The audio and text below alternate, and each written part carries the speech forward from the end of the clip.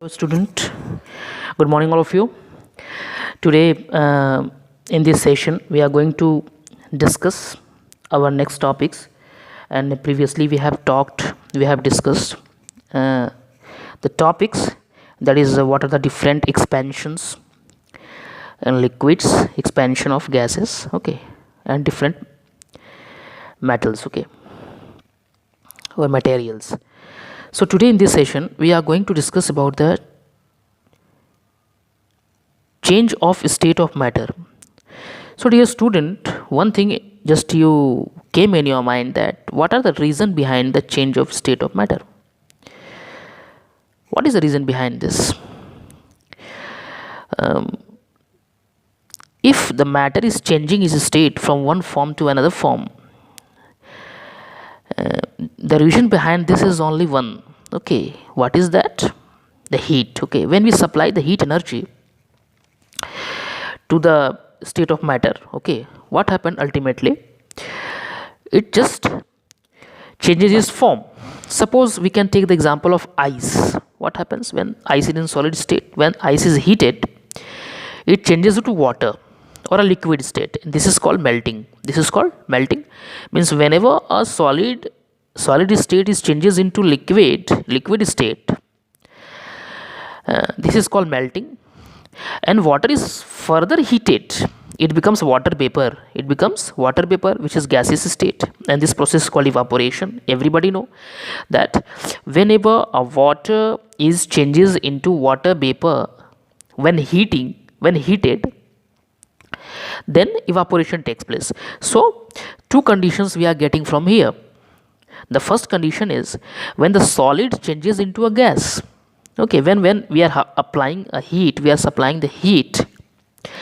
When the gas, or we can we can say that when a solid state is heated, it changes to water or a liquid state. This is called melting. And when the water is further heated, means it becomes water vapor. So two things we have cleared, that what is melting and what is evaporation. Melting, evaporation, all these things are the consequence, or we can say the result of the change of state of matter when we are applying the heat to a solid substance. So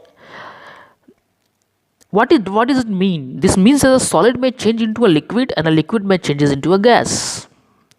Okay, when a gas loses heat energy, it changes into liquid, and further on cooling, it freezes into a solid. So by heating we can change the state of matter from solid to liquid, liquid to gas, and again from gas to liquid, liquid to solid. So this is the change of state of matter. Okay, and the second thing you just see here, that is a chemical changes in substance. What happens ultimately? What is the reason behind this? When we heat substance, just understand it, when we heat substance, the heat energy breaks. The heat energy supplied, whatever the heat energy we are supplying, it breaks the original bonds. It breaks the original bonds between elements, and a new product with new bonds are formed. Means whenever heat is applied to any matter, it brings about some chemical changes in a substance, or some bond is there, okay, in a matter, some bond is there, and whenever a heat energy supplied breaks the original bonds between elements, and a new product with the new bonds are formed. And this is the result why we are seeing in a we can say that here written here, boiling an egg, okay, baking a cake, burning of wood. Means in the previous state, whatever the state of the material, when we are heating it, it just changes its state. Okay, means its chemical bonds are just broke down, and a new bonds are just arranged. We can say a very example of marble, that is calcium carbonate. When calcium carbonate is heated, it turns into what? Calcium oxide and carbon dioxide. Carbon dioxide, since it is a gas, it just flows out. Okay, so these are the chemical changes in substance when we are applying the heat energy. Okay, dear student. So, and there are so many conditions are there for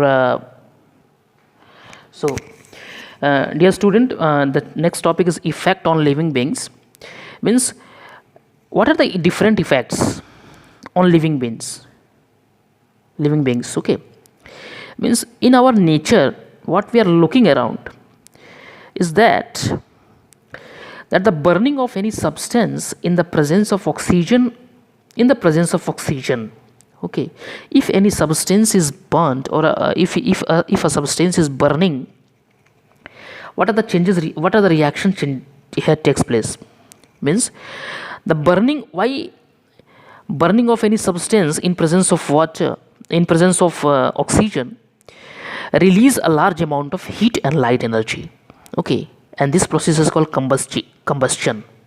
So combustion is a new process. You see here, combustion is a kind of process in which any material or any substance just burns in the presence of oxygen. We know that oxygen helps in the burning. So okay, so with the release of large amount of heat and light energy is called combustion. So combustion we have just taken here. Okay, substance that burn easily in air are called flammable or combustible substance. Like we can take the example of wool, coal and petrol. These are the combustible substances we can easily burn, okay, in presence of oxygen. So these are called as the combustible substances. Okay, and this is also, you know, that substances that do not burn easily in air are called incombustible substances, like glass, stone and metals. Okay, there is also a reason behind this. Glass, stone and metals, these are their intermolecular space are very least, means they are very rigid in nature, and any reaction to occur, more heat we have to supply. Okay, so this is difficult. Okay, so incombustible substances we can say that they do not burn easily in air. Okay, so this glass, stone and metals are some of the examples of incombustible substances. So dear student, just we have came across about the inflammable and combustible substances. Okay, and this is also applicable in our body. You can see here, heat flowing in our body help you keep warm. Okay, so heat is responsible for just helps to keep our body warm, and the normal human body temperature is 98.6 degree Fahrenheit or 37 degree.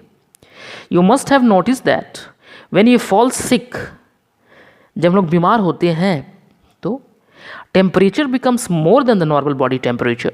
हम लोग जानते हैं कि हमारी body temperature जो है और 98.6 degree Fahrenheit है या 37 डिग्री सेल्सियस को कह सकते हैं. सेंटीग्रेड में 37 डिग्री सेल्सियस, फ़ारेनहाइट में 98.6 डिग्री फ़ारेनहाइट. ठीक है, the temperature becomes more than the normal body temperature. हम लोगों ने नोटिस किया है कि जब भी हम लोग बीमार पड़ते हैं तो हमारी जो बॉडी टेम्परेचर है वो नॉर्मल ह्यूमन बॉडी टेम्परेचर से ज़्यादा होती है.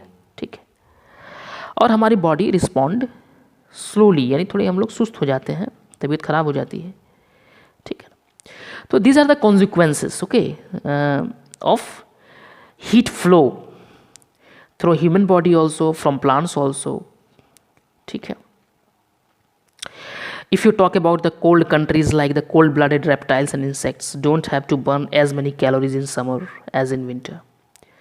So these are the heat is also responsible for the habitats, okay, which are just living in the cold countries. So these are the conditions, and one very important topic is good and bad conductor of heat. So we will discuss it, good and bad conductors of heat. What are good conductors, what are bad conductors? Good conductors, as you know that good conductors are those conductors which conducts heat and electricity both, which just allow to pass the heat completely through a body, that is called good conductors of heat.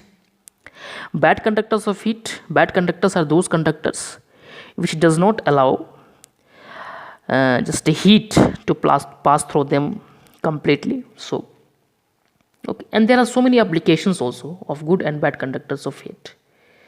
Okay, so dear student, up to this level, you go through. We will meet in the next session. Thank you.